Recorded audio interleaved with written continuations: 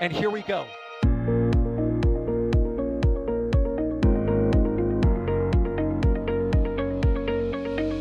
have liftoff. Propulsion continues to be nominal.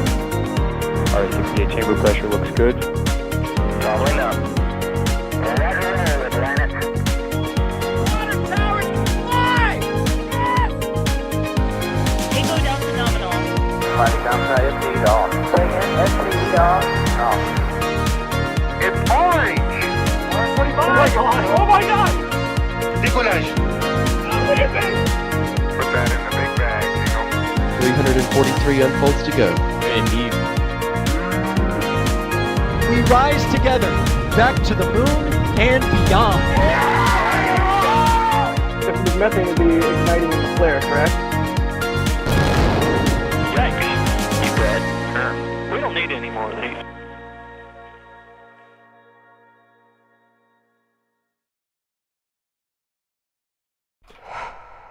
Good evening, early morning, whatever you want to call it.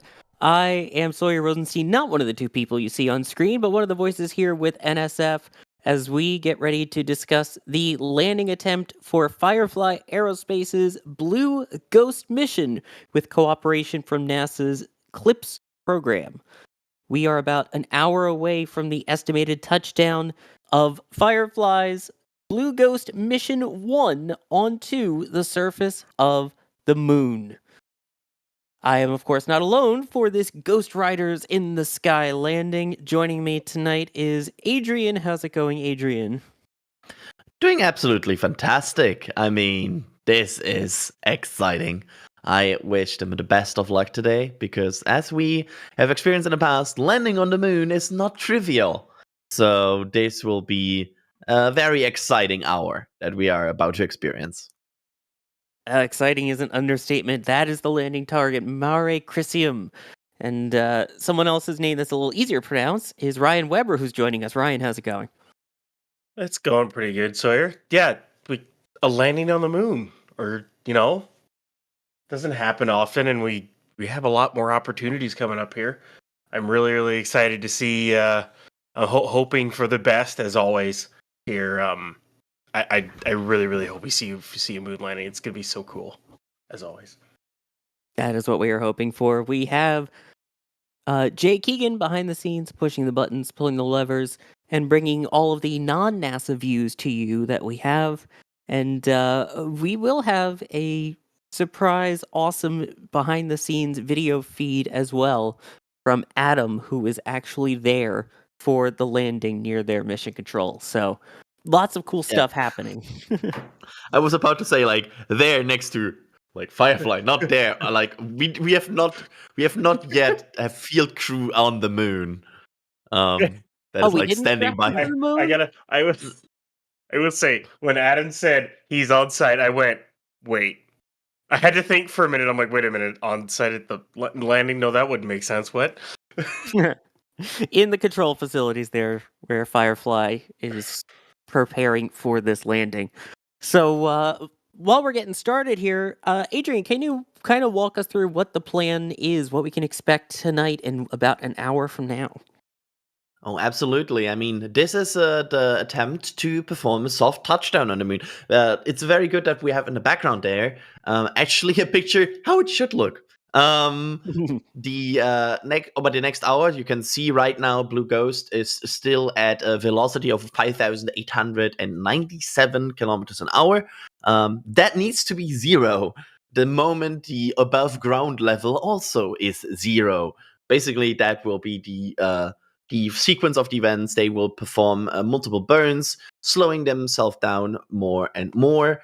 And then hopefully in a final descent and landing burn, we will then see Firefly Blue Ghost Mission 1 touchdown on the moon in about an hour from now. Again, it's a moon landing, so there might be some adjustments with this timeline over time. There could always be a burn being like a bit adjusted. There could be them going a bit slower or faster than experienced. So this timeline is not like to the second, probably, but more an orientation where they are right now. Exactly. Yeah. Although it is better than a rocket launch where it's like, are they going to, not launch? Well, it's already launched. That launched last month aboard a Falcon 9 from Launch Complex 39A at the Kennedy Space Center with Hakuto R, another lunar lander Lunar. attached to it. Too much Kerbal, I guess. But yes, you can see there on the left the animation of what we are hoping will be happening, as Adrian just described. Yeah. Ryan, can you give us a little bit of an overview of what the goal of this mission actually is? Yeah, so Blue Ghost is intended to spend they spent approximately like 45 days traveling to the moon, so it's been going to the moon for a while. They're basically taking their time to get there, making sure, they use time for checkouts, making sure everything's good to go before, they eventually do their descent burn and try to land on the moon here. But once on the moon, they do plan to complete, it's about one lunar day, it's about 14 days, Earth days, so 14 souls, if you want to call it that, for those of you who've watched The Martian. Basically, they're going to do a ton of science, as you can see on the screen there, like subsurface drilling. They're just going to be gathering a ton of data and science as part of the commercial lunar payload services missions. And yeah, it's, as always, science on the moon. Yes, we've been there before, but it's always amazing. It's always cool to see new stuff.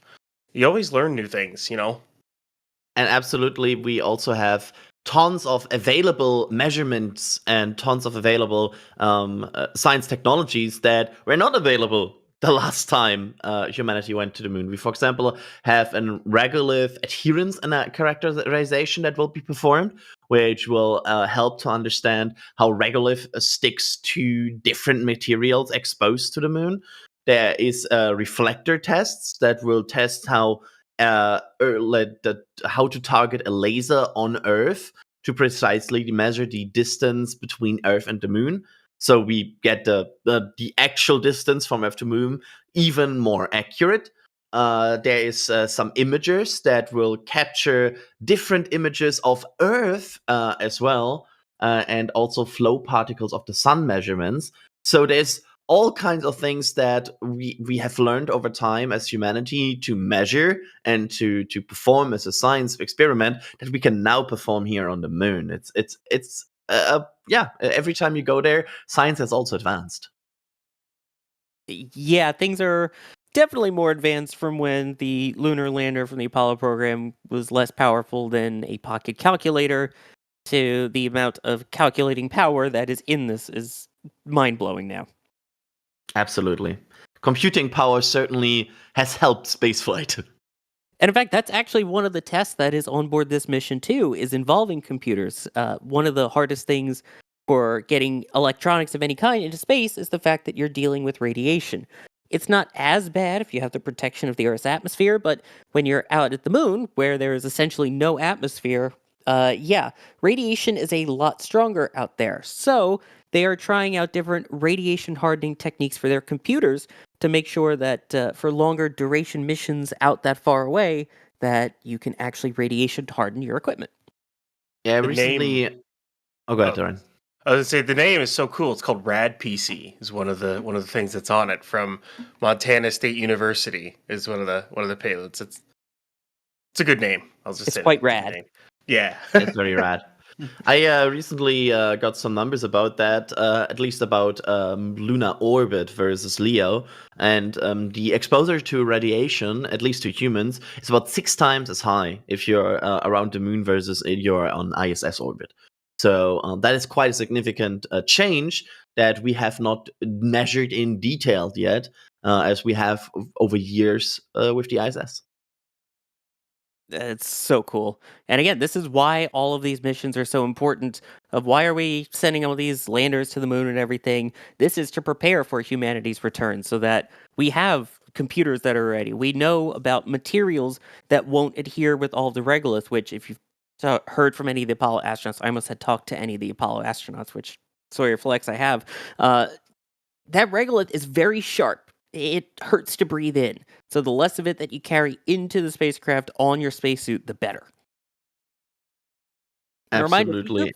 if you have questions, by the way, I should point out, you can tag us at NASASpaceflight, and we'll do our best to answer as many of them as we can as we watch this landing here. I still think, by the way, the CLPS program, I've said it, I think, on a launch stream, is one of the best examples of a very well working program. Like, the amount of missions we get out of CLPS right now that are actually going to the moon with groundbreaking science and also help companies understand it is insane. This is already the what the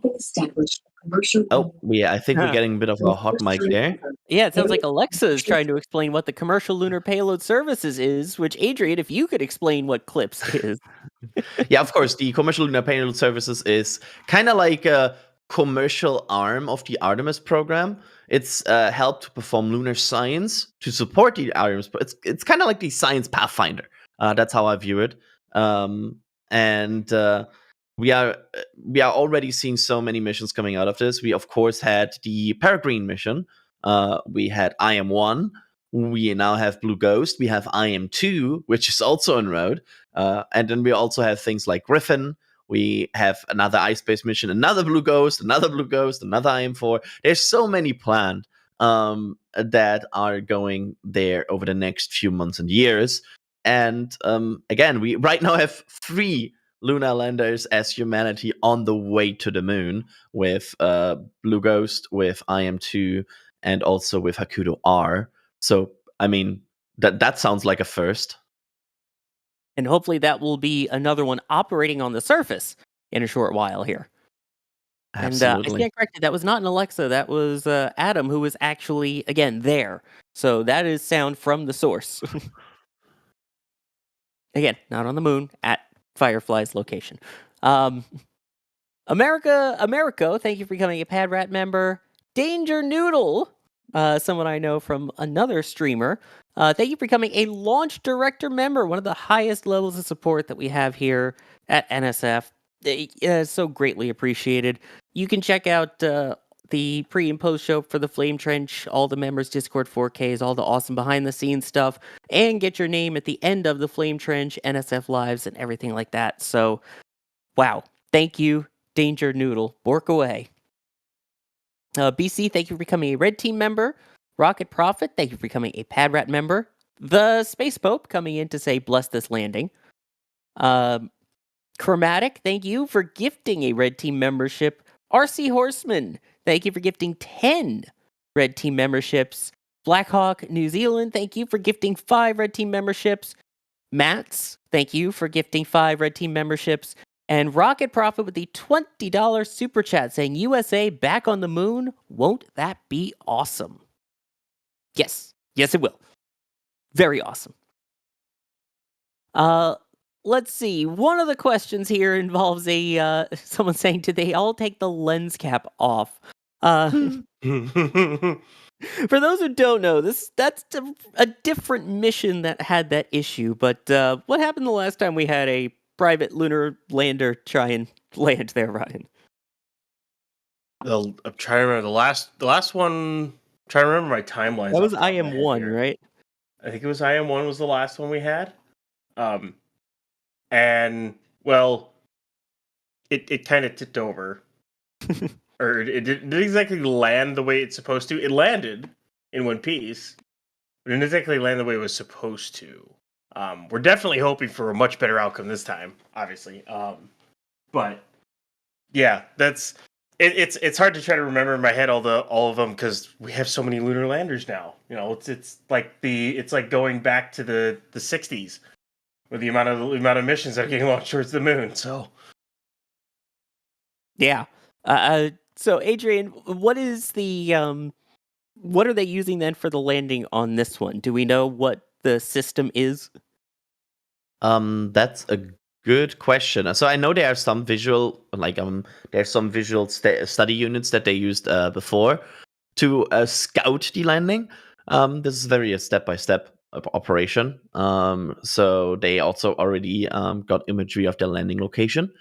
That always helps because if you have a good analysis of where you want to land, you have a surface map.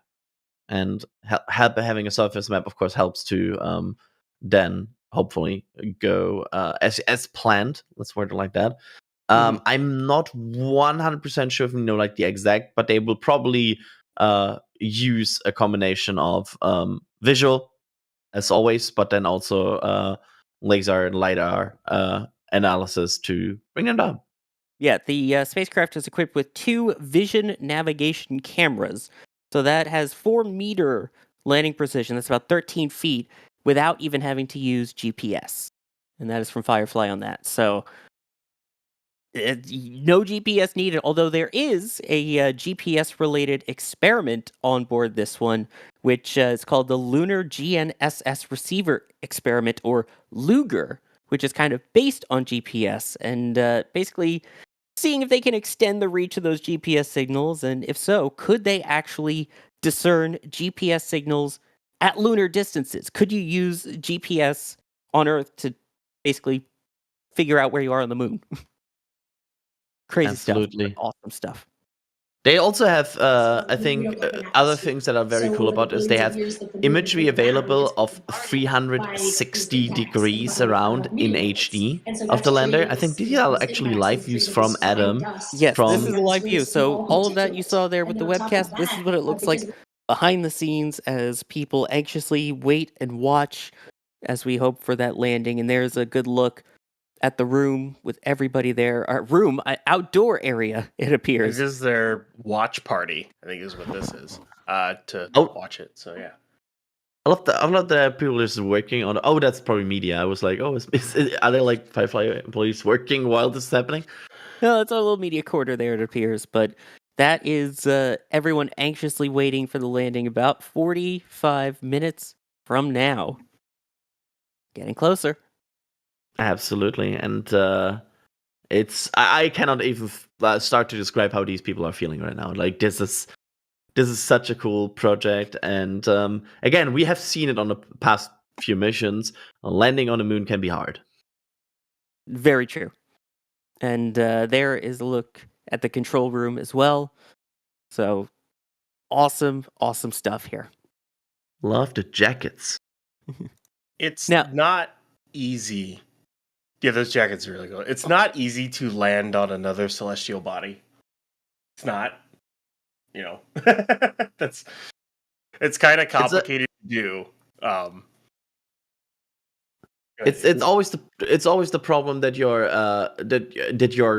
so you have the problem that you cannot really steer this, right? Like there's no person with a joystick bringing the land down. That's not how this works. Just to if people are if people assume that. Of course, this is all based on pre-program and analysis. So basically, you're trying to, well, like any other rocket-based landing, it's more an adjusted, scripted process where you get new data. Based on that, the lander will adjust, and you go through these steps. And that is what this will do as well. It's really more about writing an adaptive software to land than it is about like video game landing this. Exactly. It comes down to a lot of automation and timing and planning. Absolutely. And again, as we take a look at the crowds there, thank you, Adam, so much for being out there to give us this views. Now, I noticed there for a while, lander status we check, were starting with payload, Nominal. comm, Nominal. ground software, Nominal. flight software, Nominal. AVI, Nominal. VNS, VNS is nominal.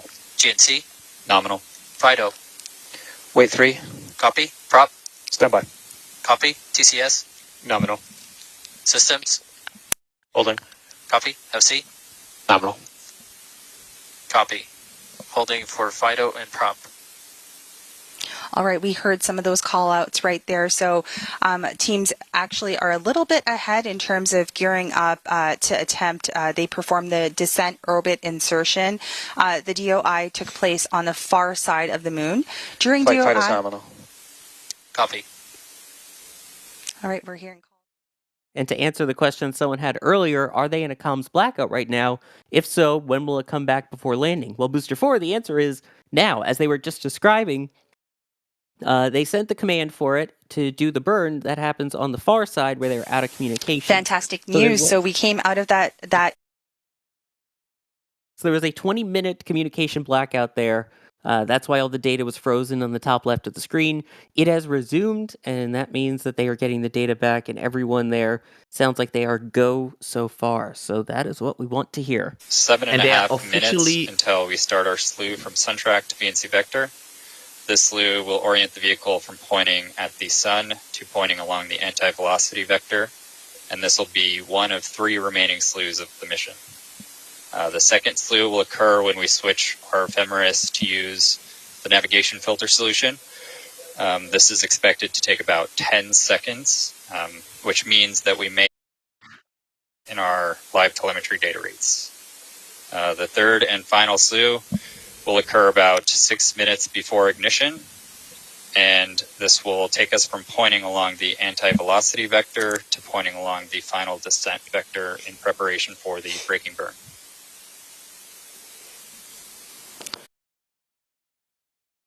Some good information there. They will be maneuvering the spacecraft around. Sounds like the anti-velocity vector is the way they mean to point themselves around and slow themselves down. You can already see, by the way, they are in descent. You can see that that's also what they have confirmed on social media. Blue Ghost is officially on a descent trajectory towards the moon's Mare Crisium. The place. Mare Crisium, yeah. It's the place. The moon. The place. The landing point they want to go to.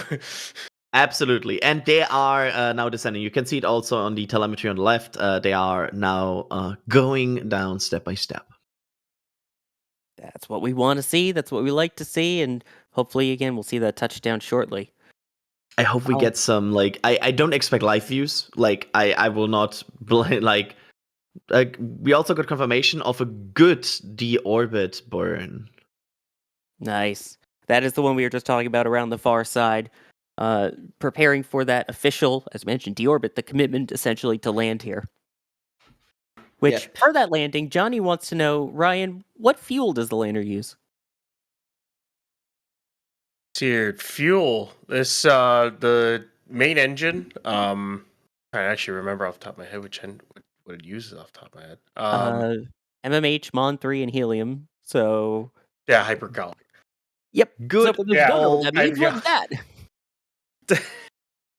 My brain is going today, so it's early in the morning.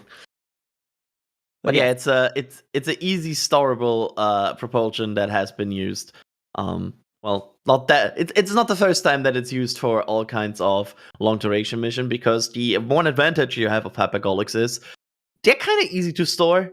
It's like you put them on, they're quite stable, and you can use them once you need them. They have some disadvantages, especially on the more efficiency side, versus, for example, cryogenic methane that we right now see on IM2. But it's a choice that you always have to weigh off, right? It's do we want to look at a more situation where you want to go for efficient fuel or more stable fuel, and Firefly choose a very stable fuel for this one.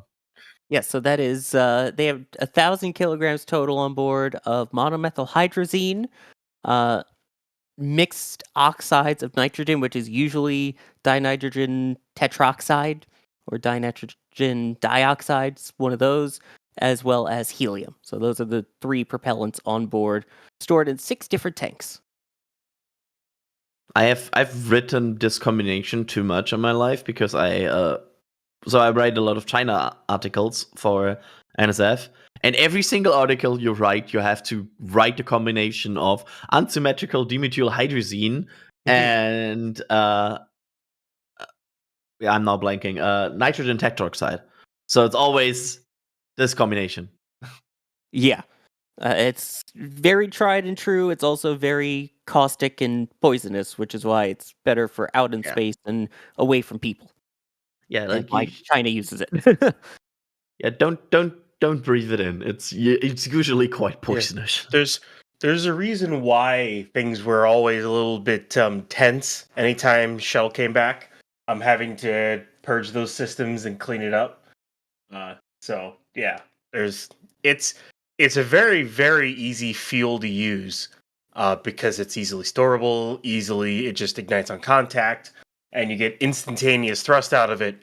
But the drawbacks are it's not really great for humans. So, I mean, we have seen that on Dragon capsules, right? Like we have also hear them measure like hypergolic levels before they open the capsule because they want to check everything is okay. That's that giant stick that they have that they put into all of the different vents, a little sniffer, as it's called. Yep. And that's exactly that. They don't want to have any residue hypergolics, so that's why they. I think we're getting like amazing pictures of the assembly here right now. That looks really cool. These are absolutely cool shots to see. That is an understatement with this. I mean, this thing is pretty darn powerful. It's got 12 different thrusters that will help it to land. And the cool thing about the thrusters, kind of what you can see a little bit there, is that this is not the first time that they're ever being used. They have some heritage to them, right? Adrian? You've seen these before in a different rocket from the same company, huh? Yes, so I drove 5 flights on Firefly's Alpha rocket. Oh, that's sorry. That rocket. Yes. I mean, it's kind of a funky situation for Firefly as well because they are right now in mainly our launch provider. So it's cool that they use their Firefly Alpha here for the beta test of these, but they of course they cannot launch the mainlander on their Alpha yet because it's probably exceeding the available payload by a bit. Just a bit, huh? I mean, just the dry mass, I think with 10 NASA Eclipse payloads, it said it's 469 kilograms. That's not counting the 1,000 kilograms of propellant they have to load on board. So yeah, it's a little bit much for Alpha rocket to take. A little bit much. It's 1,517 kilograms to the moon. That's that's not launching on Alpha. Maybe MLV. I think Alpha's 1,000 Leo. I have to look that up actually. Still, yeah, it wouldn't be able to do it, which is why it launched aboard a Falcon 9 last month. Here's a really interesting question, and I think people sometimes forget this, that, yeah, this is awesome. There's a private company landing here with Firefly, landing on the moon, but there's a lot more to this. And Isabel Inc. is asking, Ryan, is this also good practice for Starship HLS? They're definitely going to be learning some stuff from this. I mean, I wouldn't even just say Starship HLS. This is good practice for everybody. Anyone who wants to land on the moon obviously has their eyes on this. It's one of those things and anyone that's working with CLPS,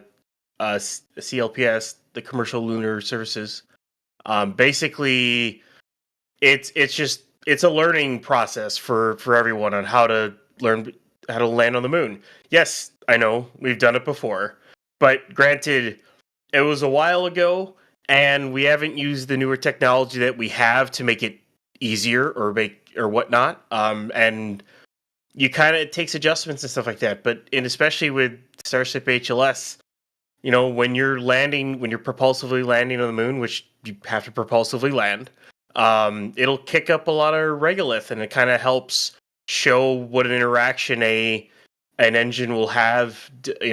Like if you were to try to use the Raptor engines to land on. That's kind of why we always hear about the engines higher up on an HLS, is because the Raptor engines would be a bit too powerful to try to propulsively land. So basically, you would, in the final absolute landing portion, you'd have to use a separate engine so you don't kick up all that dust, because that might even kick it up into like low lunar orbit with how powerful that can be. And it also puts ahead for software. It's just there's a lot of little things that it pioneers.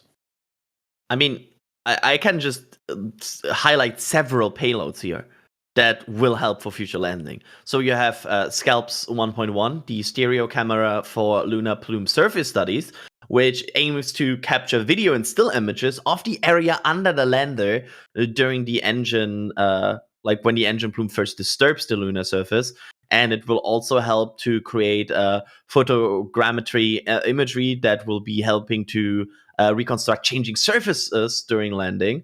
So basically, you understand better the physics of the regolith moving and the displacement. That is very critical to land on the moon in the future. And then you have the Lunar GNSS receiver experiments, which will help to potentially use GPS signals at lunar distances. And then you have the regolith adherence characterization, which helps to understand regolith attachment to other bodies, which will help you to understand also how much and what regolith can attach to your lander, and how that might change ascent. So it's like there's a lot of experiments here that will be very, very critical for other landings. Exactly. This is just the beginning, and that's why all of these different landers, all of the CLPS programs are so important. So there's a big difference with all of them, but they all have one goal, which is to get humanity back to the moon. Let me thank some people here. Pat Lance saying a picture of my brother and I are on board thanks to LifeShip. Oh, that's cool. So extra special meeting for this one then. Shoria Bose saying Doritos should sponsor the next lander. I mean, it kind of looks chip-like, I guess, in a way, and there were some people munching away in the control room there. Rocket Prophet, thank you again for gifting 10 Red Team memberships. Really appreciate the support. And Apocalypse Cow gifting 20 Red Team memberships. If you did get one of those gifted memberships, please make sure to give them a thank you, especially given that we are in Starship time, because that means that during Countdown to Launch and during the launches themselves, you get access to the Members Multiview 4K for everything related to these launches coming up. So that's awesome. Thank you. Here's a question. Ethan S. is wondering, do we know how long the descent will be, roughly? Wondering if we can kind of go through what the landing procedure is for this, if you don't mind, Adrian. Absolutely, and I totally didn't take a sip of my drink here right now in this moment. Of course. So we are right now in the between the kind of between descent orbit, insertion, and coast phase. They have already performed their descent orbit burn, and they are now coasting down. Basically, they've already committed to landing. It's just a matter of getting to the point where you're landing. So they will now go down all the way to 20 kilometers of moon above moon altitude before they will enter a final guidance that will then bring them down from 20 kilometers to 500 meters. And will also one more time use all engines to reduce the orbital velocity from 1.7 kilometers a second all the way down to 40 meters per second. So really kicking in the brakes there. Like that's basically you're bleeding off almost all your speed. It's a bit like if you're playing KSP, like your first very, very careful landings where you kind of come to almost a standstill above and then you like go down very, very, very slowly for the final meters. That's what they do as well here, because the final descent, the last few meters, will be at 1 meters per second constantly.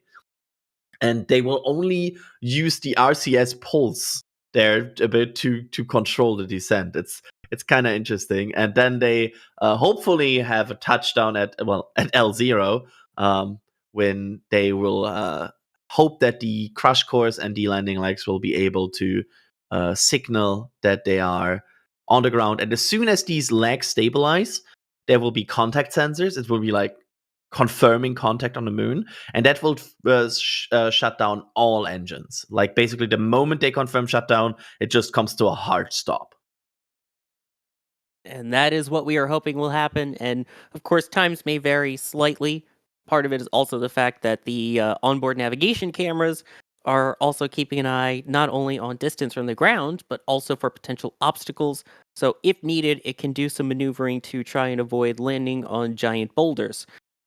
Which it's a good thing that's never almost happened before. Oh wait, Apollo 11 happened. For those who don't remember, The moon is not flat. That's the problem here that they have. Like the moon is quite well. It has a lot of rocks and regolith and craters. craters. Yeah, It's got a lot of stuff on it.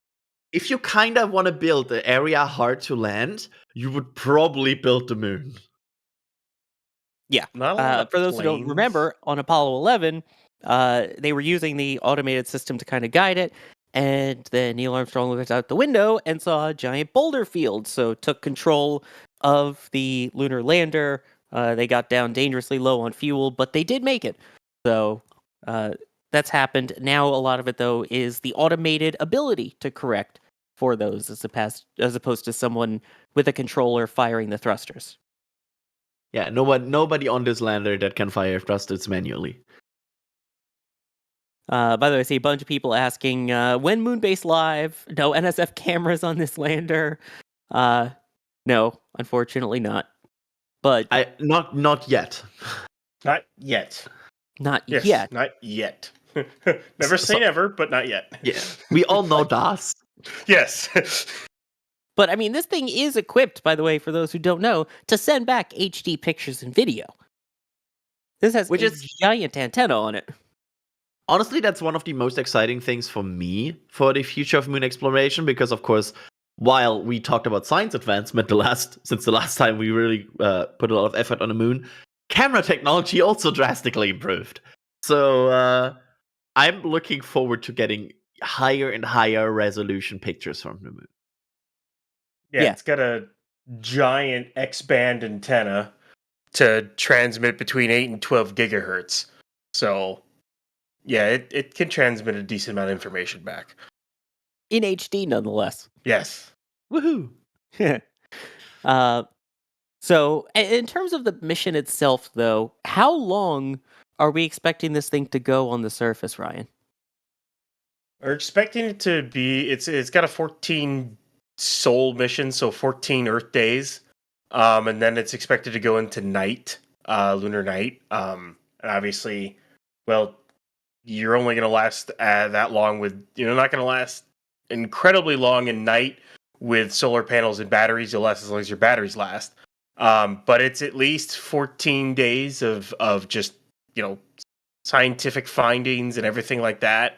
They'll still get information in lunar night, but only as long as the batteries last. So, but it's yeah, and it gets very, very cold at that point too. And I was talking with one of the people at Firefly at the launch who worked on this, and basically they were saying that they could easily design this to last through the lunar night. But as part of this first flight with the Commercial Lunar Payload Services program, NASA's main thing was don't worry about wasting money and mass and everything to keep it heated.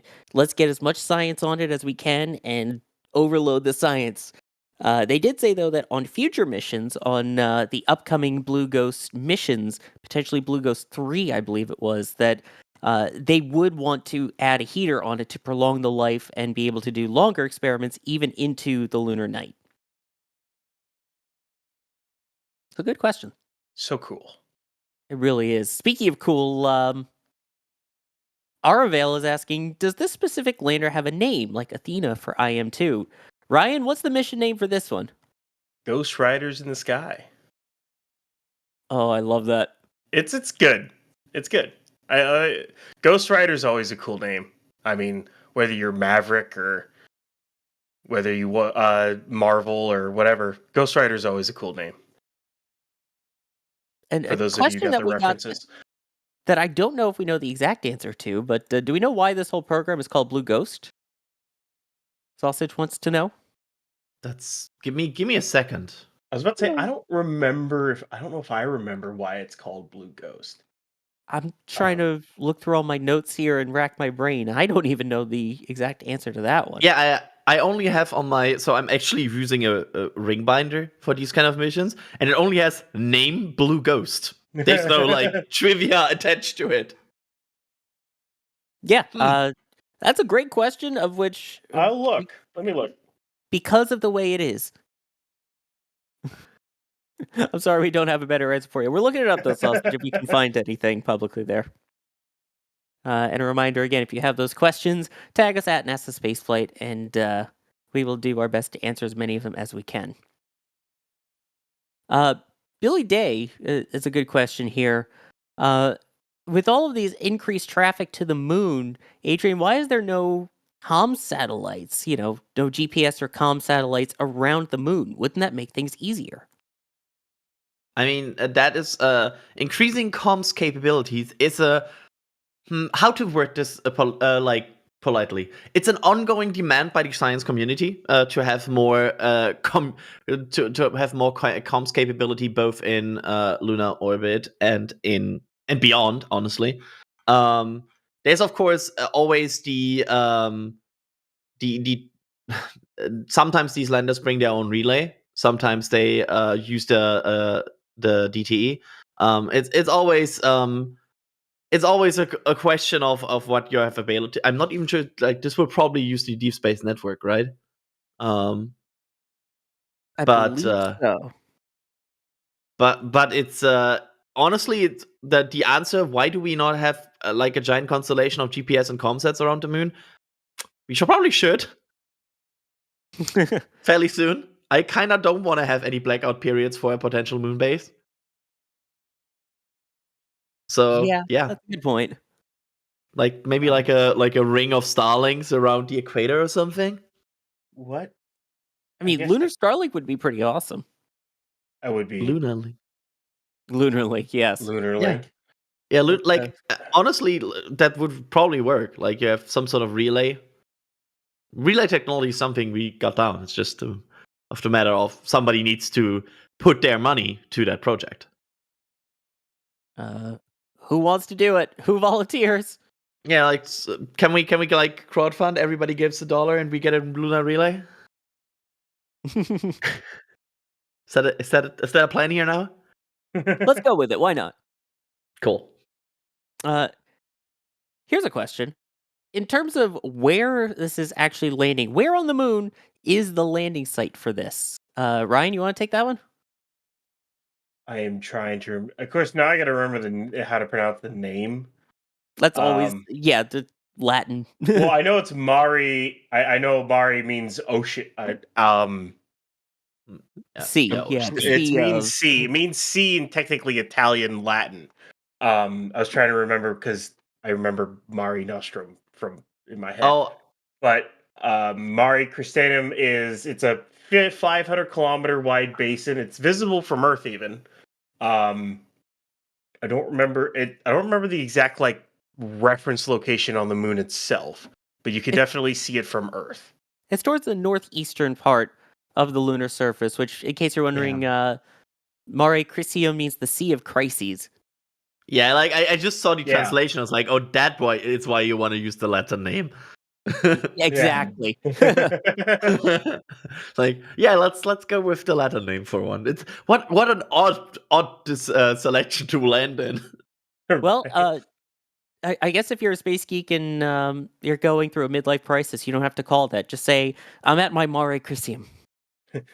See, people think you're smart.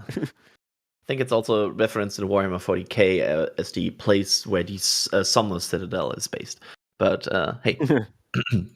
Also, by the way, I see some people in chat saying that there is a type of firefly that is called Blue Ghost. It is a species of firefly, which convenient for Firefly Aerospace, the company behind this mission. So that would make sense. So thank you. Let me see who it was. I saw the Daleks in chat. So thank you for not exterminating, and thank you for the information. I don't see it talking with DSN. I know there are different capabilities, ways that they have communication set up. There's DTE, direct to Earth. There is relay, which is typically done through the Deep Space Network. There are other lunar relay networks, I believe, as well. So, let's see here. I want to thank some people. World of Pickles, thank you for becoming a Red Team member. Awesome name. And here's a really good question. Mans on Mars is asking, all right, gents, if you have to pick from any movie, what is your lunar landing song? Oh god, that's like the worst question to ask me. Lunar. So wait, If do you mean what song would I play as I'm landing on the moon? I am landing on the moon. Is that what you're saying? I guess so. If that's the case, then that's a tough question. There's a lot of good options. And the problem is, I know Jack is annoyed that people always pick No Time for Caution for this, but I want to pick No Time for Caution for this because A, I want to annoy Jack, and B, I think it's fitting. Ooh, Ryan, what are you thinking? Oh man, it's a really tough one. Man, I don't know. Jack in the back channels. Jack in the back channel saying AC/DC Back in Black. Oh. That's a good one. Also saying don't pick No Time for Caution. Yeah. See, that's why I picked it. To annoy Jack. We are, by the way, now at 25 kilometers above ground level. Oh, okay. No, I know what I'm doing now. I just thought of it. Fly Me to the Moon, Frank Sinatra. I feel like you want something that's kind of like super upbeat and noisy. I was thinking like Thunderstruck. Or Ride of the Valkyries. Oh, okay. That's a good Fair one. enough. A little classic there. Yeah. Let's see. Some people saying ELO Ticket to the Moon, REM's Man on the Moon, Police Walking on the Moon, Ozzy's Bark at the Moon, Darude Sandstorm, also actually a good choice. Oh, God. Yes. Or Dark Side of the Moon. How many more times are we going to say Moon? Moon? Rocket Man. It's a good one. Yes. Let's see that one in there. Yeah, exactly. It needs to be hype, is what Jack's saying in the back. But yeah, I think I think I'll go with Ride of the Valkyries. Yeah, we'll go with that. Imperial March, Riders on the Storm. Imperial March? What are you going to conquer the moon? What are you doing? Yeah, that's all the hype from it. And this appears to be, by the way, a graphic based off of the live telemetry from the lander that we're seeing there. So we'll keep taking a look at that. Tinsel saying the NSF intro music. Done. Sold. Okay, cool. Let's see. Here's a good question. Adrian, I'll throw this one to you. Space, who is a high school student asking this question, says, what steps have been taken to mitigate the effects of the abrasive lunar dust? Give me here. Where is it? To our Well, final descent vector. 1 minute until slew completion. GNC verifies step 46.2. So as I was saying, based on how this goes, if we are a no-go, then we have another shot at orbiting the moon and doing a powered descent initiation. But if we're go, Blue Ghost will take the wheel and perform that autonomous descent operation Bridget just went over with us. Now let's GNC go. verifies step 46.3. We're going to go Falcon ahead. on knobs, 5 minutes to power the descent ignition. Perfect. We heard that 5-minute call out. Consoles 1 minute away from PDI go pole, step 47.2. Let's tune into the Mission Operations Center and listen for that poll.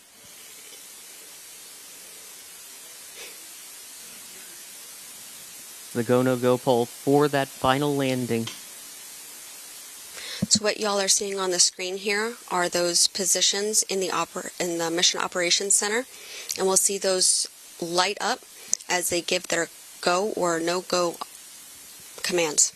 And on our screen right now, we are seeing our flight director, right? That's right. So that's Charles right there.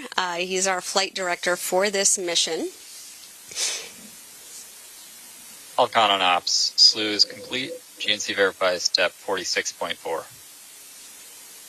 Right, everything continues to remain nominal as we stand by for that go, no-go poll. Falcon on knob. VNS is reporting position covariance below 50 meters. And that VNS is our vision navigation system. Thermal state is 11. We will be starting PDI at 97% state of charge. All consoles, flight on ops, PDI cannot be aborted if the lander has transitioned to descent critical. Also at this point, we're going to proceed with our power descent initiation, go-no-go poll, starting with payload. Go. Comm. Go. Ground software. Go. Flight software. Flight software's go. AVI. AVI is go. VNS. VNS is go. GNC. Go.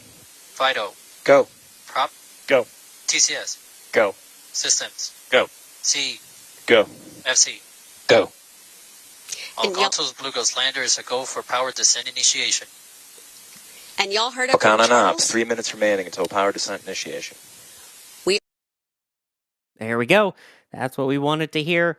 We're now 3 minutes away. They have the go to make that final burn to go for the lunar surface on this particular orbit. We're just 14 minutes away now from hopefully another lander on the surface of the moon. I always love those. It's like it just reminds me, like, you go for power descent. Repeat your go for power descent. I always love that stuff. Exactly. You may not get the reply from an astronaut, but this is still just as exciting. And this has some powerful engines on it. Ryan, do you know what it's kind of using to help it land here? Well, it's using its single main engine here. It's about I think it's 1,000 newtons, so a single kilonewton, to help slow down along with the 12 RCS thrusters. So basically, it uses everything to do the initial PDI burn, and then once that is completed, it'll, as we were talking about earlier, it'll switch over to the smaller thrusters for a If you more. are just joining us, this is the NASA Firefly joint broadcast for Blue Ghost. For a more easier, basically transition, I should say, or like easier control, stuff like that. Yep. So there are 8 of the RCS thrusters, which are called Spectre engines. And then, of course, there is the giant main engine, as you mentioned, 1,000 newtons of thrust. And that's going to be the big braking burn before landing. Who needs Breaking Bad when you've got braking burn? Nice. So we are that much closer to that landing. And then I know we briefly went over it a bit for people who might just be joining. What is the plan for the actual landing portion itself as we get into the final 10 minutes here? Basically, when you get into those final 10 minutes, so like at L-11, you're going to use all engines to go from 1.7 kilometers per second. So you're going to see shortly, you will see that burn initiation, and you'll see that that velocity it'll scrub off velocity really, really quickly. They're going from 1.7 kilometers per second to 40 meters a second. So they're going to bleed off all that velocity over the course of about 10 minutes. And then what they're going to do is they'll then switch to terminal guidance using the RCS thrusters, and they'll slowly pulse as they go down and hopefully get good landing guidance and get down and touch down on the moon. It's a good thing I'm not controlling it, because it'd be something. It could be 3, 2, Here we go. 1.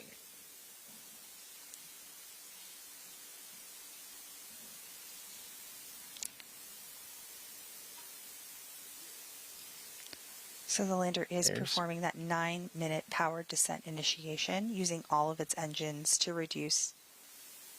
And you can see that on the simulation right there with Main the engine engines on. going. Main engine is on. We see that Descent critical. call All outs consoles going on. flight on ops and abort is no longer possible. That's what the critical means. Right, teams have been practicing for this moment, and we see that taking place right now. And this is And where again, this appears to the be lander data is driven, by positioning the way. itself So what we're closer and seeing closer. here Nominal. Nominal appears to be from callouts. real data. Guidance mode D'Souza. 48.1 confirm. And you heard that D'Souza guidance. Attitude and rate errors look like they converged back to nominal after the transition. Current draw is nominal. Tank pressures are stable. Prop is nominal. And remember, this burn lasts VNS is stable. Nominal. about 9 minutes.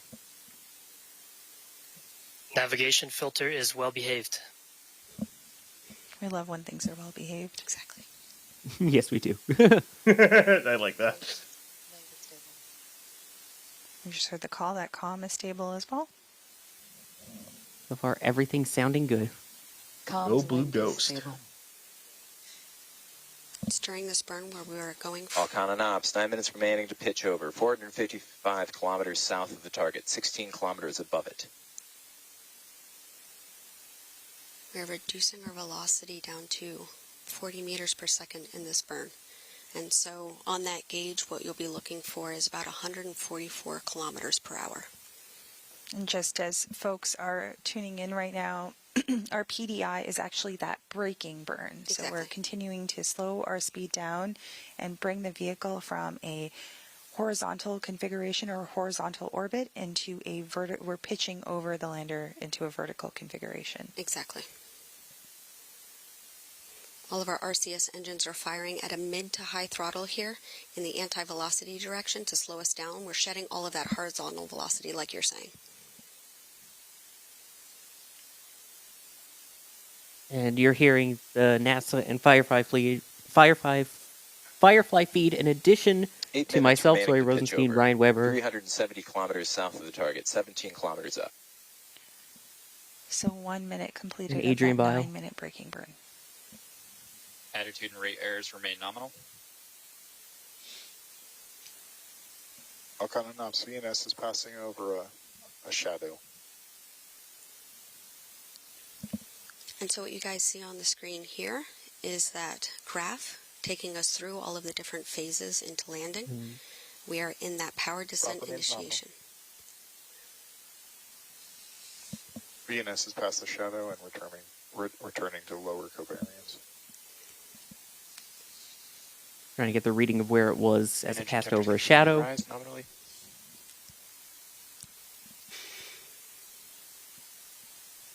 How are you feeling?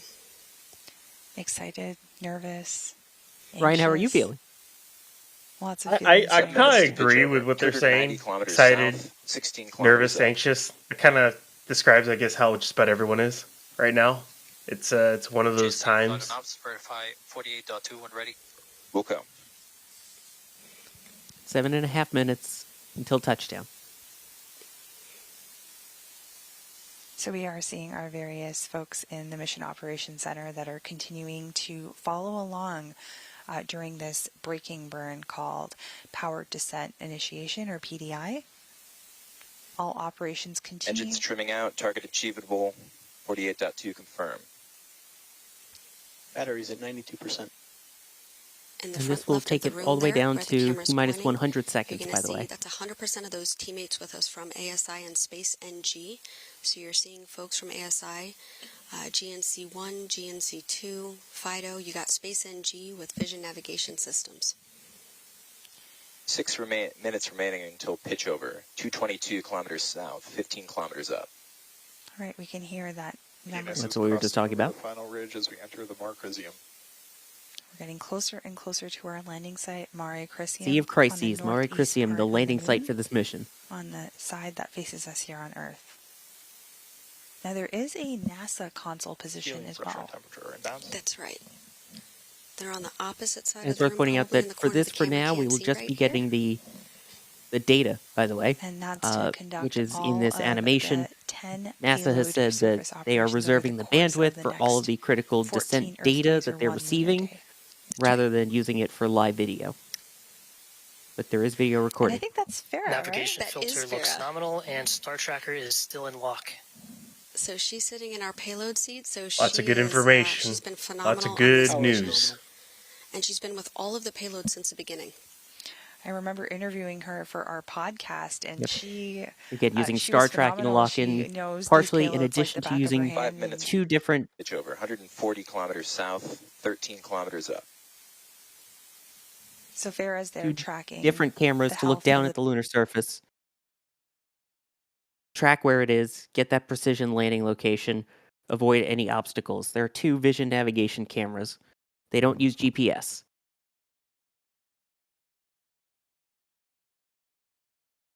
And we are approaching the 5-minute mark now. Appears to be 12 kilometers off the lunar surface at this point.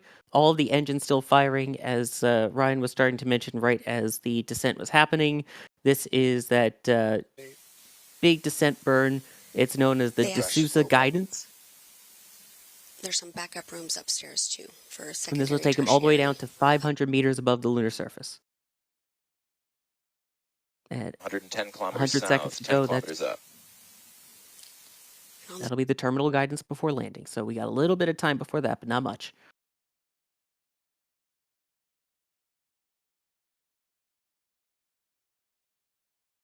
And there's a graphic basically showing what I was just describing there.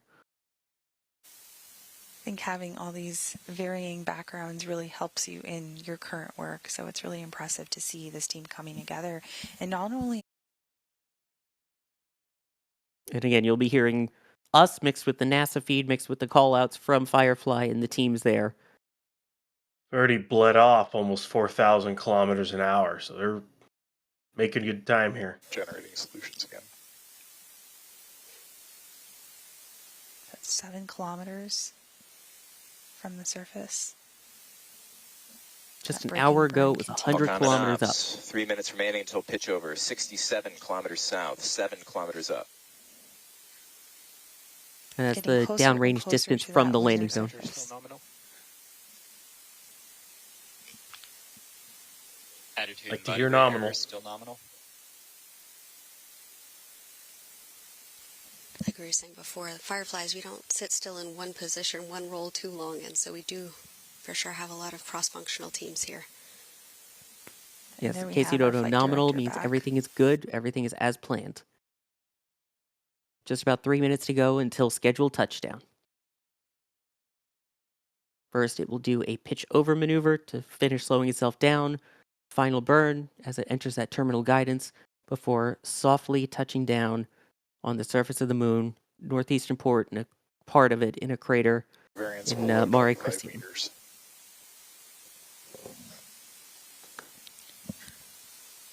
This a data-based animation of that landing. Again, there's not 2 live minutes video, remaining to but this pitch is over. live data. 35 kilometers south, 4 kilometers up.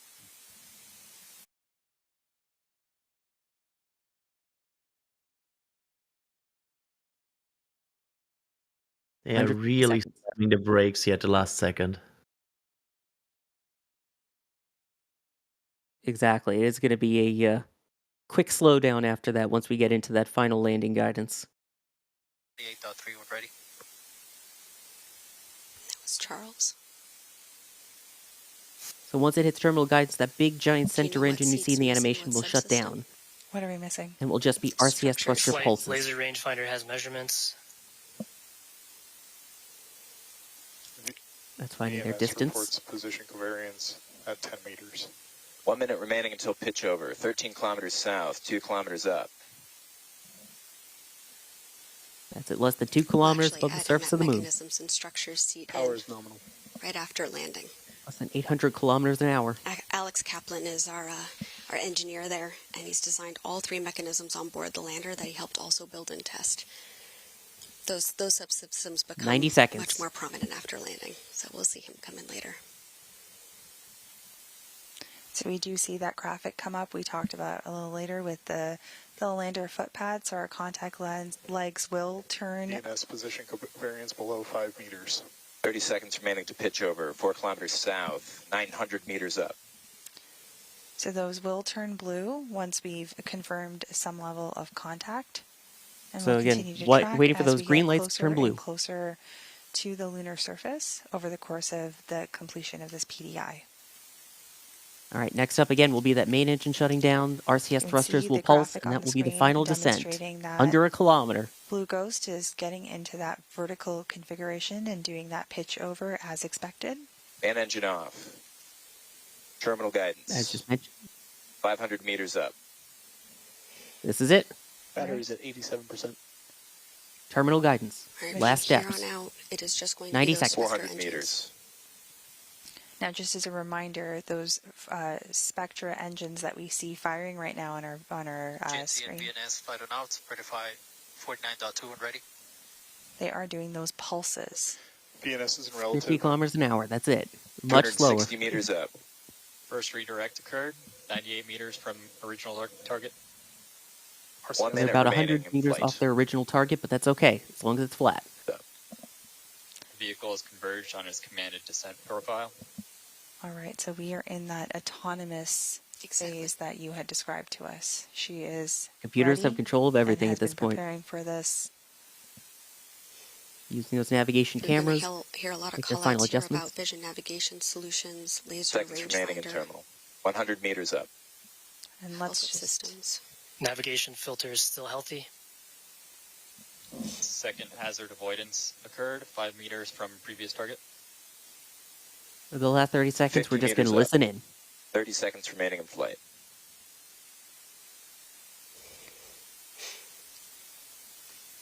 Payload verify 49.4. Copy. Verified. 11 meters up.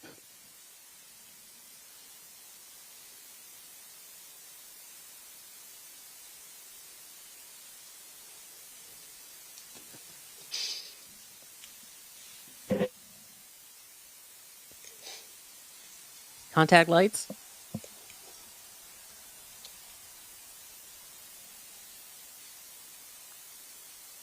Vehicle and shutdown.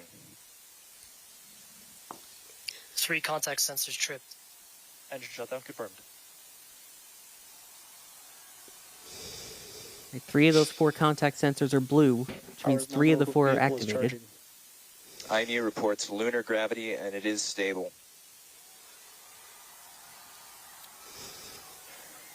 Falcon, Chief Engineer on Ops. Y'all select the landing. We're on the moon. They did it! Wow! Wow! This is a live view, by the way, of the team celebrating from our Adam, who is there right now at the Firefly location. This is live celebration video for NSF here. Congratulations to the entire team. This is such an incredible feat for Firefly, NASA, our nation, and the world as we pave the way for a lasting lunar presence. If that's not the most Texas thing I've ever heard. And Y'all are to on our the moon. Firefly and NASA teams, what a nail-biting moment in history. Tango The Delta. joint teams Always are like to now hear it. celebrating or enjoying this much-deserved celebration at Look our at all the landing event celebration. here in North Austin, Texas. People who've spent years working on this project, This marks the finally beginning getting of to the see it next on the phase surface of the moon. mission's surface operations. How are you feeling, Bridget? They did it. Adrian, how are you feeling right now watching that? Oh, that was emotional. Yeah. That was tense. Wow. I mean, honestly, achieving what seems to be a nominal I'm not going at here, but like what seems to be a nominal touchdown on your first attempt is honestly it's crazy. Like this is a huge achievement for Firefly. Unbelievable. Yes, and that's important. First try we're talking here. This is their first attempt with Blue Ghost 1. So, unbelievable. It is on. We have another vehicle on the surface of the moon, folks. They did it. And again, shout out to Adam, who is at the event where Firefly is in Texas right now, providing the live video you see on the right side of your screen of the celebration. Look at them. Let's hope we get some live pictures soon. Yes, hopefully get some data. You heard it was on the battery there, so get the solar panels going. Get the... Listen into that. Welcome. Thank you, Nilifer and Bridget. Now joining us is... Just a few cheers there, huh? Just a few. We are going to be waiting for pictures to come in now. Hopefully we'll get some of those here. Of course, we'll show them to you live if we get them. And don't forget to keep an eye on the NSF socials to see all of the pictures and updates from this mission as it comes in. We are on Facebook, Instagram, Threads, and... Oh, listen to them cheering. TikTok. Firefly team.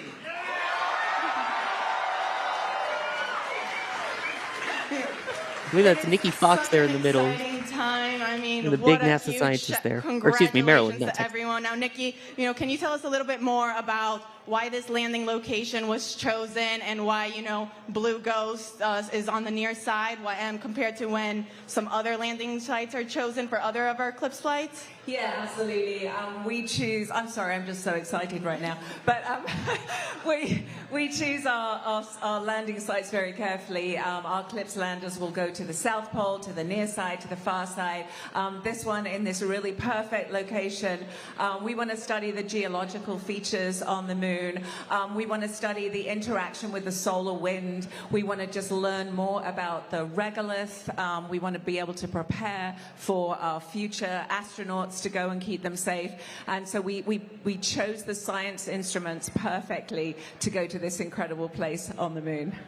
That we did. And Joel, this is the most NASA science that we have sent on Eclipse flight. Wow. Unbelievable. And I see people in chat and they slowly chanted, moon, moon, moon. I mean, wow. This is absolutely crazy. And the crazy thing, as Jay pointed out in our back channel here, who's producing this right now, we're at T+5 minutes since touchdown. It feels like it was. It doesn't feel that long. I don't know if it feels longer or shorter than that, but it doesn't feel like 5 minutes. It's when you get monumental occasions like this, time. What's time? Time doesn't exist. I don't know. It's one of those things because it's like this is to land on the moon is hard enough. Okay, that's just straight up. It's hard enough to land on the moon, but to do it on your first try, yeah. And I mean, can't wait for a shot from this lander right now. We're all waiting patiently. I don't know if is it patience. I don't know if we have patience. Impatiently. Impatiently waiting. This is like, I feel like some people are like, I'm seeing actually the overall space community reacting to this on X right now, and I think everybody understands what a crazy achievement this is. Like, this is not easy. We talked about everything needs to go right. Just one thing needs to go wrong, and you're not landing on the moon today. And for Firefly, everything went right today. Yes, and I have to acknowledge this. This happened right as they started into the critical descent point. We got a $100 tip at tips.nasaspaceflight.com from Goliath810 saying, thank you guys for your outstanding coverage. Thank you. Holy smokes, thank you. That is unbelievably generous. Really appreciate it. And David Aldridge also saying the mission Ennio Morricine. I need to work on my Latin. But they are at Mare Crisium on the surface of the moon. Adrian, for those who might just be joining for the landing portion, what kind of science is it going to be doing now that it's on the surface? Oh, do I have some science for you? So what it will do is, for example, regolith characterization. They will understand how regolith can be a bit sticky, right? Like it has the weird property of being a bit sticky to surfaces. So what they will research is how it is exposing materials to the moon's environment and how it sticks to different surfaces. Very important, for example, for solar panels. They will attest the lunar reflector to target lasers from Earth to the moon and measure the distance to the moon more accurately. They will do X-ray images of the Earth's magnetosphere from the moon. They will do radiant-tolerant computing technology, basically testing out all kinds of different computing and making sure it's resistance to the radiation of the moon and is working properly. They will do characterization and structure and composition of the moon's mantle and studying the electric and magnetic field of the moon. They will do subsurface thermal exploration, which will measure the heat flow from the interior of the moon. So all of this was just unlocked. That's the crazy thing here. This landing unlocks all of this science. Unlocks probably tons of research papers, tons of knowledge that humanity will gather for future moon exploration. This is amazing.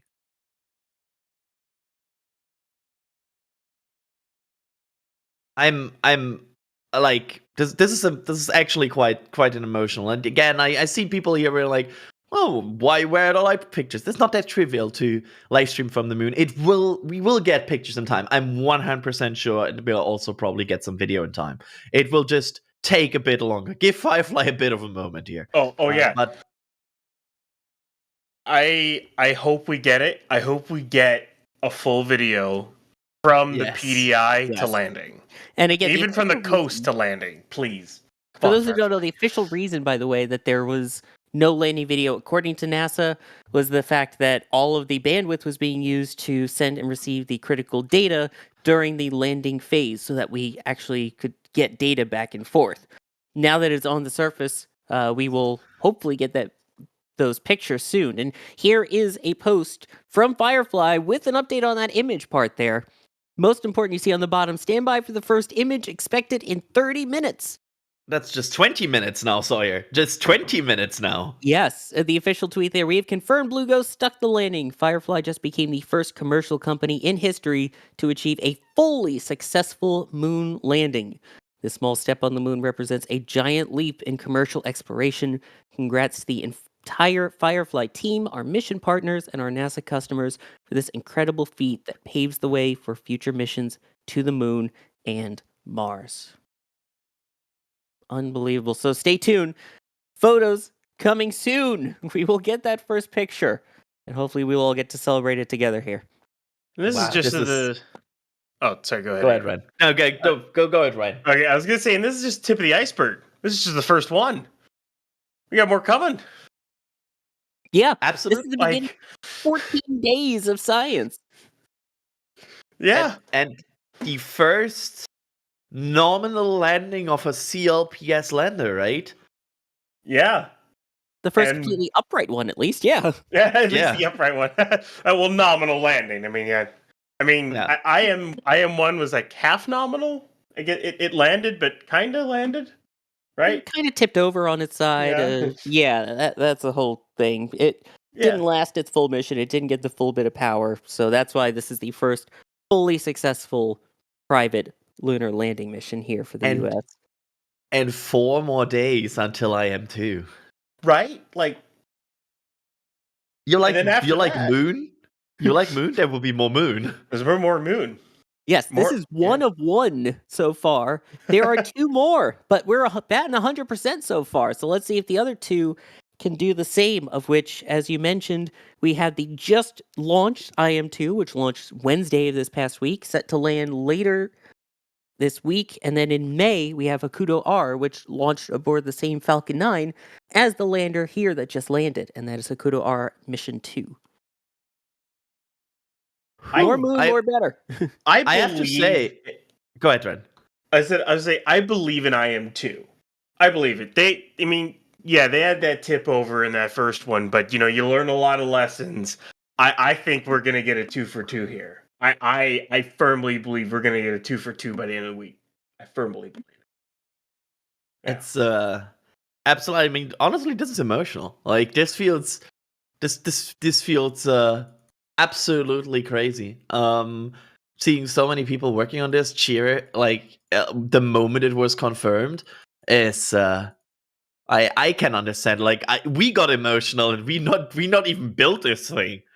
So imagine how you feel if you're there. I think that's the CEO now. Yes. Again, we were just there. We were there for the launch. The NSF team, myself included, was physically at the Kennedy Space Center to see it take off. We had Adam there for the landing. Let's listen in. Let's listen. Up, holding it all in because they were calm and collective and cool the whole time. Every single thing was clockwork, even when we landed. And then after we saw everything was stable and upright, they were fired up. We got some moon dust on our boots. Awesome. And now you can use the EDS shields, EDS payload to take that off. Yes, I love that EDS payload. I love all the payloads. Absolutely. We love all 10 NASA payloads. That's right. You know, Jason, this is Firefly's first moon landing. What message would you like to give to the team that have worked so hard on this mission? Well, I'm just in awe of all of them. I've been that way since I, witnessed the company, during their launches, and then finally with this whole campaign. I'm just in awe of all of our Fireflies and just all the hard work that they put into this, all the extra sacrifices they did from their family and friends. So thank you to all the family and friends. All that design work, all the testing, all that simulation, it finally paid off. And we're just so glad and happy for our team. Absolutely. And now, you're on the moon. I mean, Blue Ghost is finally on the moon. What do you think, or what do you hope that this mission means, or this message sends to all the aspiring and future engineers and scientists that are looking to one day enter the aerospace industry? Well, if you look at everybody in that mission control room and everybody at our company, you don't have to always be a rocket scientist, although we have some great ones at the company.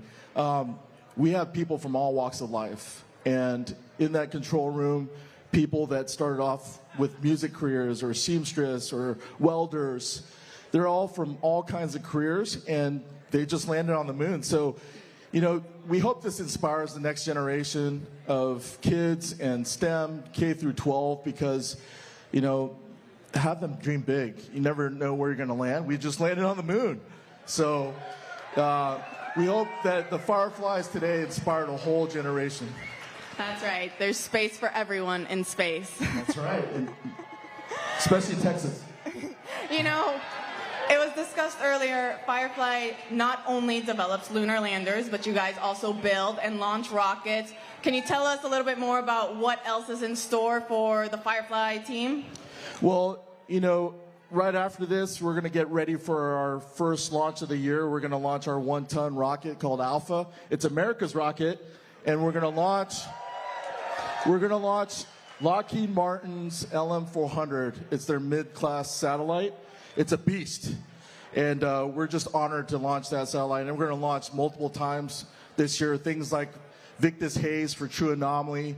And there's other, Space Force missions that we have. So we're going to continue to launch at cadence. And then we're delivering our medium launch vehicle first stage by the end of the year. We just finished our first stage LOX tanks, so we're incredibly proud of that. And then, we were working on Blue Ghost 2, Blue Ghost 3 as well, so we're not done. We're not finished with these moon missions. And, I think there's this Electra spacecraft that we don't hear too much about. That's a space maneuver vehicle, and we're going to launch the inaugural one this year for a responsive NRO mission. You got a lot of things coming up. I mean, do you have a favorite?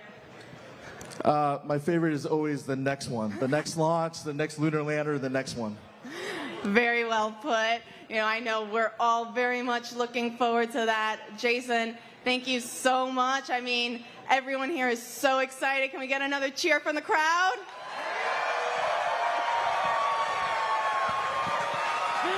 Awesome. All righty, well, we'll go ahead and send it back to our hostess, to Nilofer and Bridget. Thank you. Or I'll take it over. I'm Sawyer, by the way, here with NSF. We are a group of space enthusiasts here, not affiliated with NASA, but we are NSF, and we cover all things space here. So we are glad that you joined us for this. I mean, we are 17 minutes post landing, but it still isn't any less exciting. Yeah, I mean, this is like a party right now. I see. This is one of these moments where honestly, where it's just so cool to see the space community just celebrate together. There's not, if you're a space fan, there's not a single reason why you shouldn't celebrate right now, and that's a cool thing, right? There's nothing that can make this any less exciting, and that's just a cool feeling to have. It's one of these moments why you're a space fan. I'm looking at the patch I have that I got during the launch right now, and it's hard to believe this is real. They are on the surface of the moon, upright, folks. This landed upright, just as it was supposed to do. We should be getting that picture shortly. we see some pictures here of what they are, what the science will be. And again, this is all about the science, right? This just unlocked the science. And this is all the cool things they will do now on the surface. There's some drilling. We like good old interplanetary or like not Earth drilling. So always cool to see that. Yes, a bunch of different experiments that'll be using some of that drilled lunar soil, aka regolith. Yep. And there's already a lot of celebrations coming in on social media. We can check out some of them, including from another company with a lunar lander on the way, Intuitive Machines, who just launched IM-2 this past Wednesday for a landing in a couple days, saying congrats to Firefly on Blue Ghost's successful moon landing, a huge win for lunar exploration. There are now 2 Texas-made lunar landers on the surface and a third on the way. True. The other one referring to IM-1. Again, it may not have been a great landing, a little bit of a sideways landing, but it's on the moon. So that is so cool. Hopefully we'll see a congratulations going both ways and see both of them active at the same time on the surface. And then this is from the Langley Research Center at NASA. We have touchdown. The Scalps team is celebrating the Firefly's Blue Ghost lunar lander after its successful landing on the moon. And you see the big thing there that we're all looking for. Next up, the team will wait for pictures from the lunar surface. And in case you're wondering, Scalps, by the way, that is one of the science instruments on board. That is the stereo cameras for lunar plume surface studies, which actually, its main mission starts now after the landing, which is meant to capture video and still images from what it looks like underneath the lander from where the engine plumes were that disturbed the lunar surface all the way through shutdown. So it's basically going to look at what those engines did on the way down. As we wait for that picture, I do want to thank some people here. Man's on Mars saying, don't tip over, hold on tight. It didn't tip, thankfully. Saying also congrats to Rocket Lab. And then Wilbo Baggins, no words except thanks. Wow. And Gorth from Ort, thank you for becoming a Red Team member. Speaking of Rocket Lab, let's take a look at a post from Sir Peter Bick, who says, congratulations, an historic feat. Proud to make a second NASA moon mission possible with Rocket Lab's software, hardware, people, and tech. It's amazing when you start seeing all these posts come in, Adrian, of just how many different companies are involved in one lunar landing. Yeah, especially Rocket Lab is one of these companies where you sometimes lose track about how much they are involved in software and hardware for spaceflight.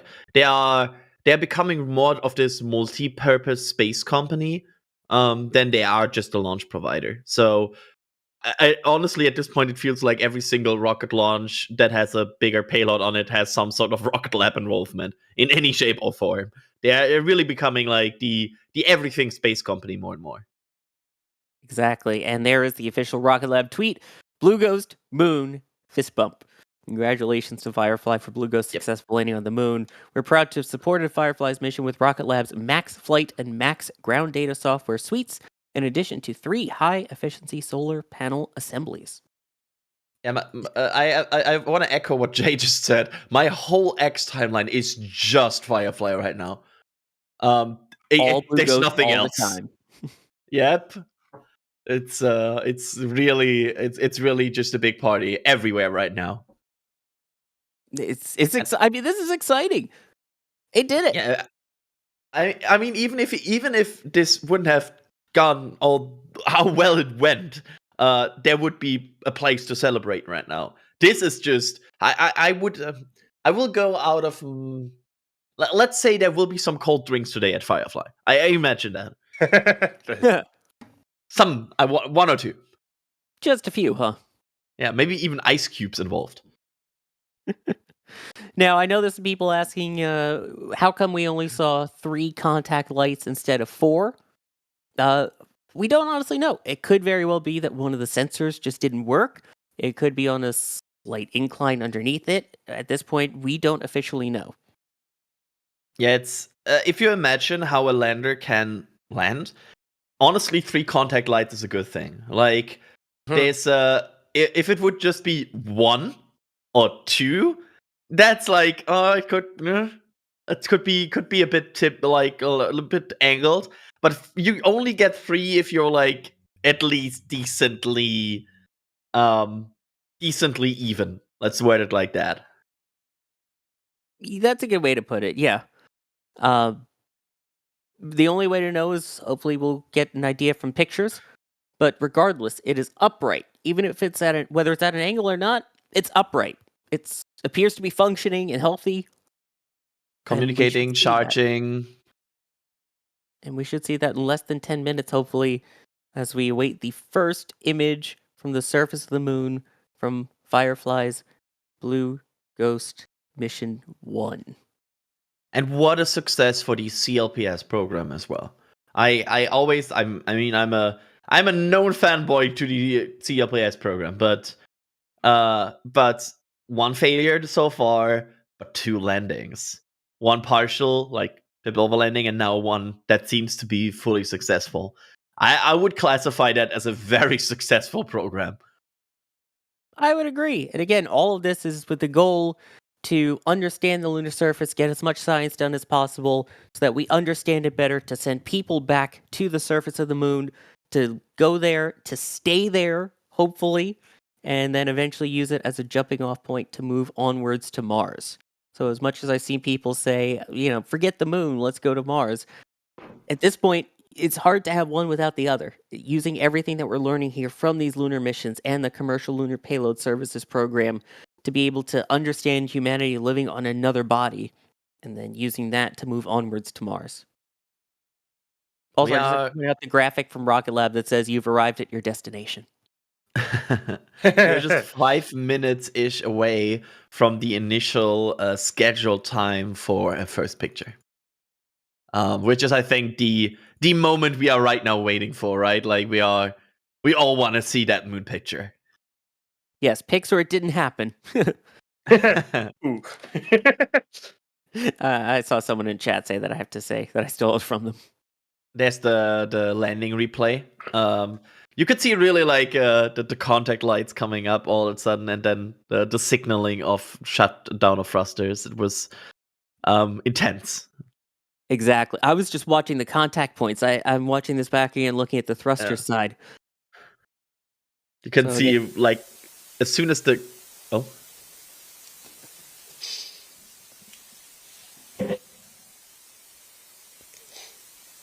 yeah, there was the 3 contact lights, but that's okay. And then the 8 RCS thrusters that were used after that main engine shut down, about 100 meters off the surface. 3 contact sensors tripped. Engine shutdown confirmed.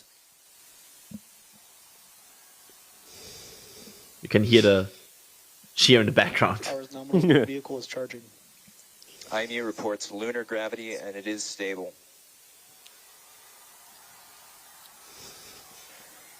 Falcon, chief engineer on ops. Y'all select the landing. We're on the moon.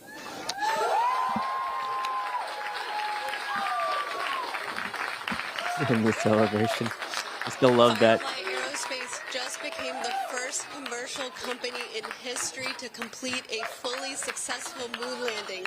Congratulations Y'all stuck to the landing, you're on the moon. This is such an incredible feat for Firefly, NASA, our nation, and I think I see some tears there, for a lasting lunar presence. and I can't blame him. Congratulations, Bridget. Nope.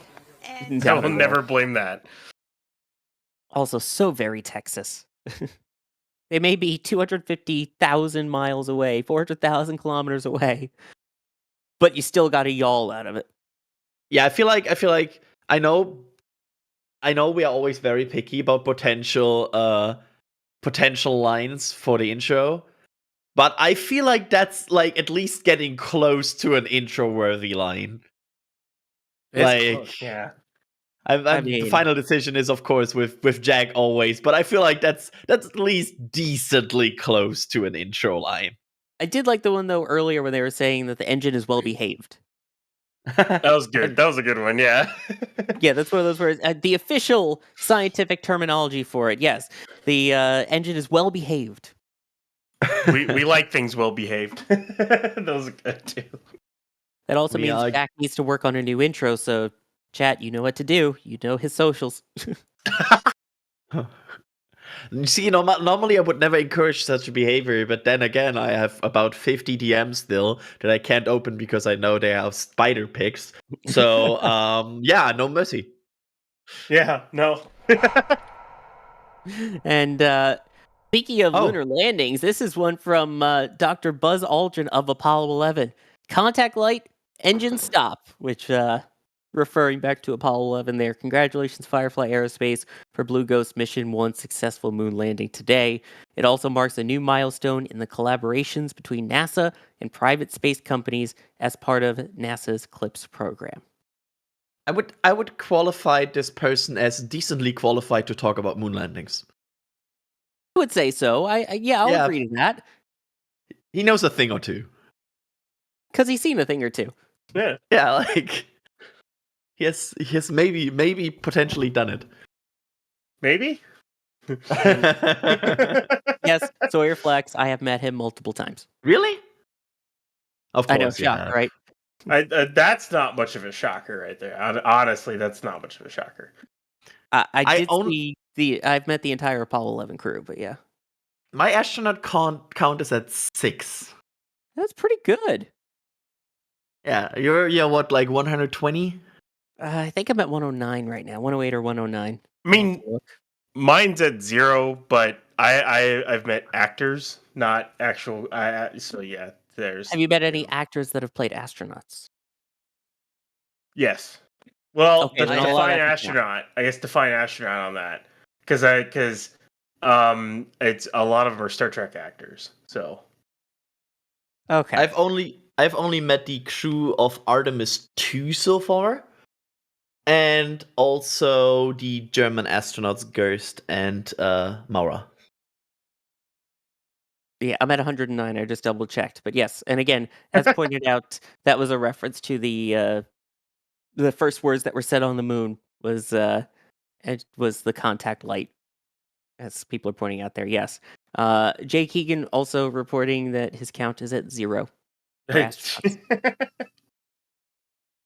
I'm surprised it's not at, say, 5 or 6, maybe. I'm surprised it's not at 6, but yeah. Anyway, again, continuing to wait for that first image very, very soon. Here we are coming up on that 30-minute mark almost since landing. It's we are getting close to that picture. I want to see moon picture. And they slowly chanted moon, moon, moon. Firefly, do what the crowd demands, please. Also, a message here from Mark, getting a dragon blanket from the shop at shop.nasaspaceflight.com. Congrats to Firefly. We are back.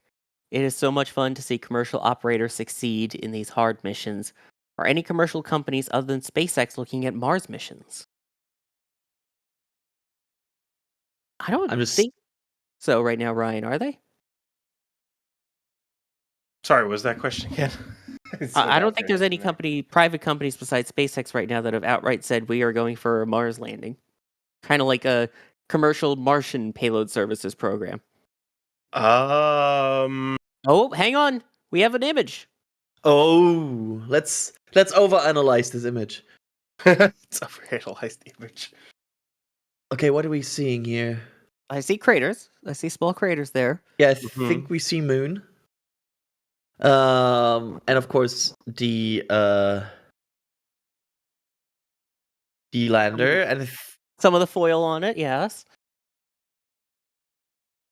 I'm trying to tilt my head to it as well, just to get a reference point here. Yeah, I think it's looking down. Yeah, it looks upright, I think. Yep. Again, we're looking at this live with you, so yeah, it's not like we're seeing, got this ahead of time or anything. This is live. We're watching it with you. So the first lunar image. So it's Jay saying this sounds like it's from the VNS, so that would be pointing down. A visual navigation. So, ooh, yeah, down sounds right. Yeah, that's part of the system that's used to figure out where they are above the surface and help guide them to a soft, flat touchdown zone. And it looked pretty soft and pretty flat. Yeah, I mean, so far we have not heard anything of the contrary that this one as smooth as it could have been. That's just the situation here right now. Everything seems to be good. And we got the official tweet from Firefly saying, "Would you look at that?" of that image that we just saw, saying Blue Ghost captured its first image on the moon that embodies everything this bold, unstoppable Firefly team has worked so hard for over the last 3+ years. And we're just getting started. They'll be doing a full press conference in about a half hour, but wow. I'm just this is just impressive. We should also address this because I think this is a very good question from in the back channel from our very own Chris A, asking if we did this for the moon landings, like fast return of imagery. Oh no, actually, why is it so complicated to land on the moon if we did this for the moon landings? So why is this complicated? Why is it so complicated to land on the moon? Sawyer, do you want to tackle that? I mean, we're talking completely different levels of technology here. We are talking 4% of the federal budget given all the way into devoting this program using, again, technology from the early to mid 1960s. Yes, the landings started in 1969, but the technology was developed years before that. We haven't really gone back since, so there's kind of a little bit of that gap in knowledge there after not doing it for quite a while. So a bit of it is relearning, and again, the fact that most of this we're talking about here is not public funding. Sure, NASA has the Commercial Lunar Payload Services Program, which is helping, but these are private companies that are building, designing, and landing this. So they are using their own expertise to make this happen. So it's something that we basically just need to do more to get better at, just like with SpaceX's Falcon 9. The more they launch it, the more reliable it's gotten. The more we land on the moon, the more reliable it should get. Yeah, if you just compare the amount of money that is involved in this, as you said, we are talking about 4% of the federal budget for the Apollo landings. We are now talking about, for this lander, $96 million, which is $93 million, which is let's say a bit different in magnitudes in terms of the budget. It's way less. It's way less. And getting to this is for that money is quite impressive. I mean, you don't know if Firefly maybe put in a bit of their own money, but it nonetheless, we are talking about a rather small budget for spaceflight. Unbelievable. Yeah, exactly. And again, this is private companies doing it. They get some support from NASA and some of the instruments, but these are private companies working together with NASA. You've got Firefly, you've got Rocket Lab, all these different other private companies adding their science instruments to this, all to make what you're seeing happen right now on the screen. The first image from a successfully upright landed private American lunar lander on the surface of the moon. Sounds like a mouthful, but basically, there's a private spacecraft on the freaking moon right now.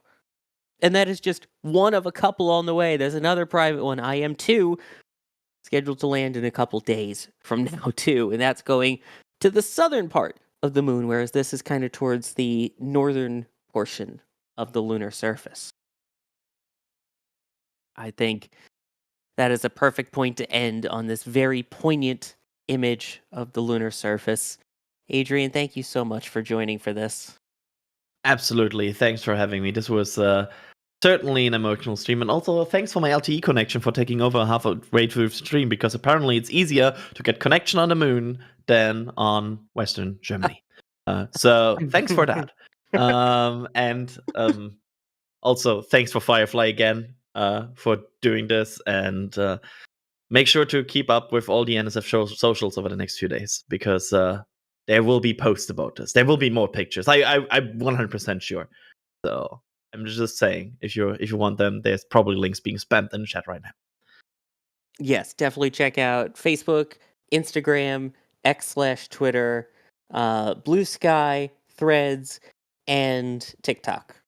Yes. There are 6 social media channels. There's just 3 of them you see there up on the screen.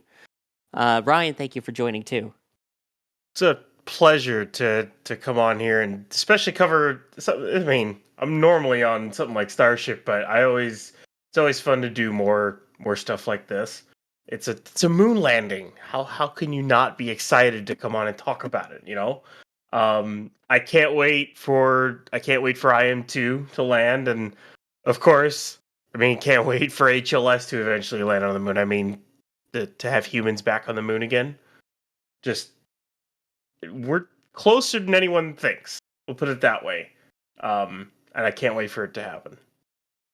Adam Schuker was there for us at the headquarters where they were all celebrating there with the amazing live views. That was fantastic. Thank you, Adam.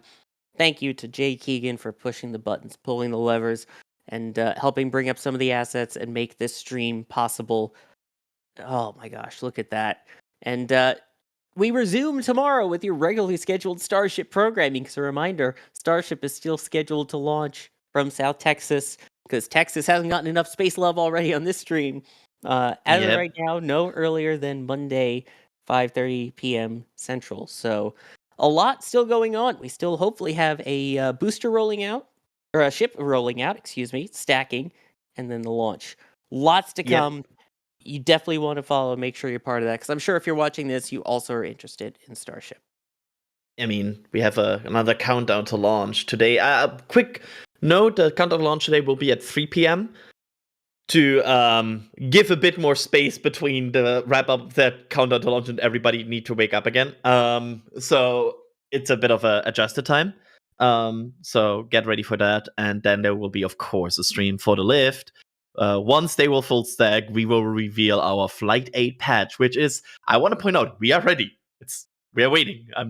Once we get a full stack, we will reveal it. I have it here. I'm getting I have the button here, and you just need to press one button to release. If SpaceX times are right, we do it during CTL, but it's SpaceX, and everyone knows how they operate. I have a very good feeling today is the day where our Flight 8 patch will be revealed. I think so too. And on that though, yes, error 404, patience not found. Hopefully you'll join us for that tomorrow, 3 p.m. Eastern, 2 p.m. Central for the countdown to launch. Thank you. I am Sawyer Rosenstein. I have been your host for this lunar landing success. We will see you next time here at NSF. And here we go.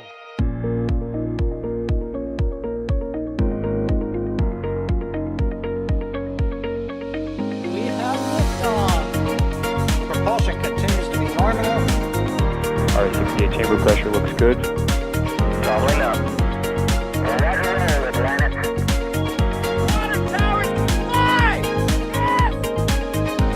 Tango down to nominal. Fighting downside at speed off. Bring in SPD off. It's orange! R45! Oh my god! Oh my god! Decollage! Look at this! Put that in the big bag, Eagle. 343 unfolds to go. Indeed. We rise together, back to the moon and beyond. If the methane would be igniting in the flare, correct?